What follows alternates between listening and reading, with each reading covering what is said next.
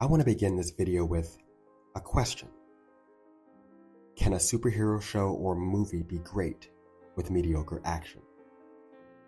Now, we all agree that when it comes to creating a visual story, plot, theme, and character should always come first. So imagine we got those elements squared away. Character arcs are solid, and the themes are all properly woven in. Next, we have to make some action scenes.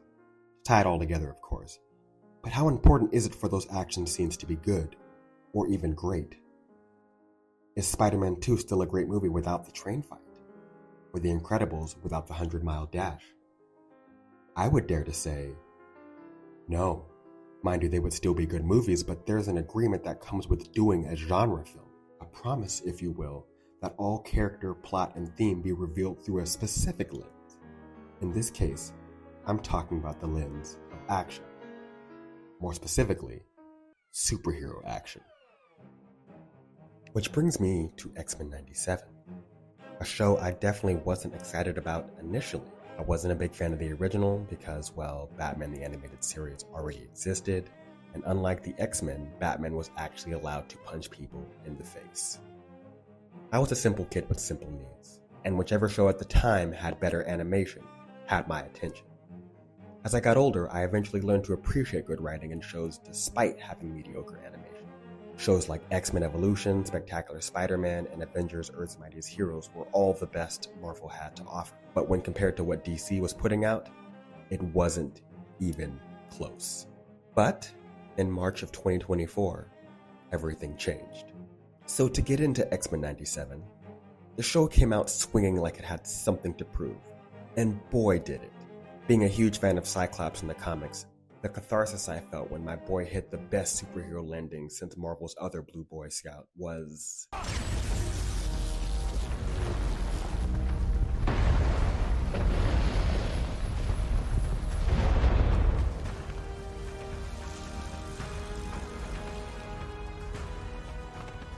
So good.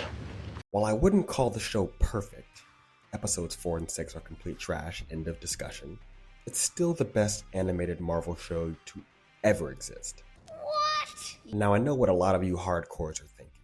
Better than Spectacular Spider-Man? And I would simply answer, yes. Is Spectacular Spider-Man's writing superior to X-Men 97's? Absolutely. But you said never to I know what I said! Call me shallow, but a superhero show can't be great with mediocre action. As a kid growing up, I also watched a lot of anime.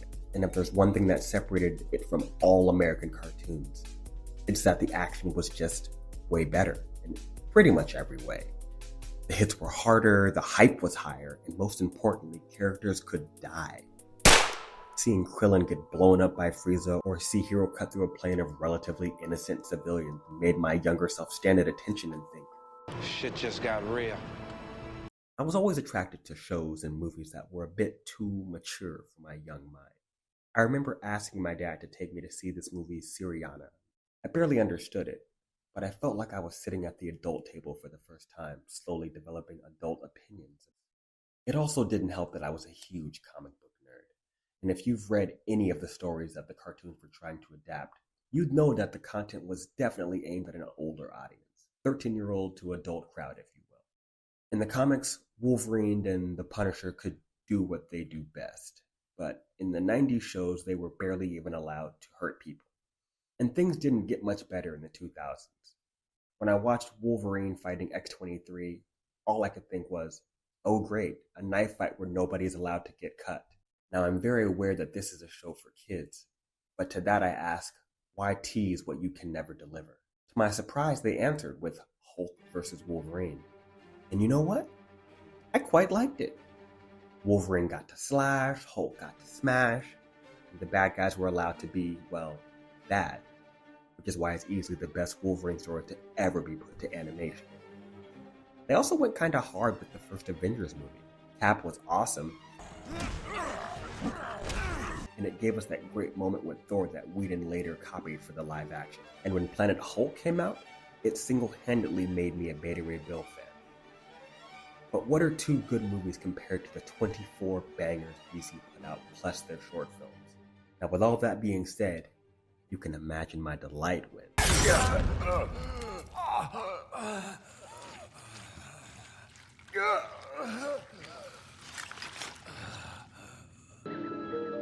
have a feeling we're not in Kansas anymore. X-Men 97 is first and foremost a gorgeous show. The cel-shaded look really captured the perfect hybrid aesthetic of Jim Lee's drawings and a piece of modern dynamic animation dipped neck-deep in 90s imagery. From the Scott wig opening that reminds us why Scott is the team leader, to a moment with Gambit that I would only describe as unforgettable. One of the most gruesome shots to ever be ripped out of a comic book. Okay, I see what you did there. I know it's a cliched thing to say these days, but it truly was a comic book brought to life. It's everything I imagined when playing with my toys, and yet somehow, it exceeded even that. The colors, the grotesquely awesome nightmare fuel that is the assault of the Goblin Queen, the hyped music I'm only used to hearing in anime. I mean, just listen to the piano piece when Scott tells Storm to give him the forecast. Omega level threat detected.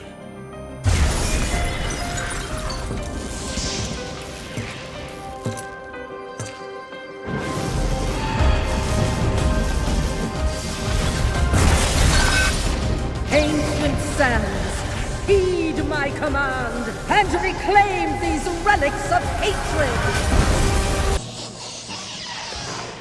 I said, damn. Damn. I love the way this show puts our heroes in almost unwinnable situations. Whether it be the attack on Genosha or the onslaught of Prime Sentinels, it constantly had me on the edge of my seat wondering, how are my beloved X-Men gonna get out of this one? Take that tension,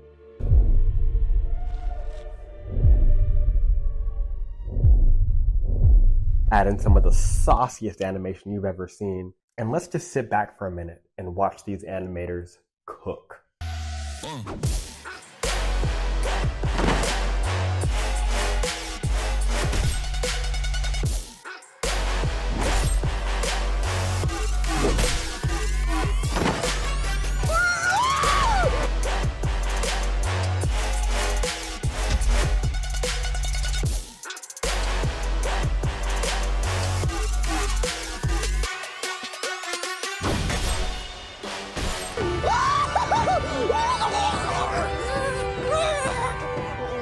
Now, I've heard people calling this show perfect, but I've also heard some reviews that say while the show is good, the serious lack of quality coming out of Marvel over these past 5 years may have us watching X-Men 97 through ruby quartz tinted glasses.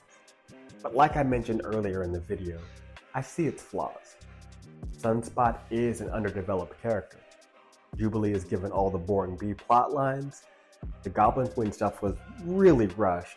The Deus Ex Phoenix scene was lazy, and Storm's whole arc was, let's just say, less than satisfactory. I'd give the writing of the show a 9 at its best and a 5 at its weakest.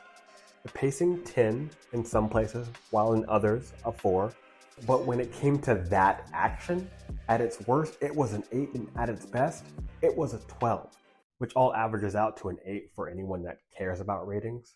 So what I'm trying to say in this video, if I'm saying anything, is that superheroes have an obligation to awe and excite. Yes, the story is the most important thing, but I dare say the action should be the second. There can be this disconnect when your action doesn't match the maturity of your story. The show's creator, Beau DeMaio, put it best when he said X-Men 97 is for the adults, but the kids are invited. And that's all I ever wanted. I really hope this becomes the new standard, but who knows? They fired the show's creator for some unspecified reasons, but with all the praise this show's getting, Marvel might double back like they did with James Gunn. Only time will tell, but I will end this with a compliment. Good job, Marvel. You done good. Also, unless Beau DeMaio did something truly unforgivable, hire him back immediately.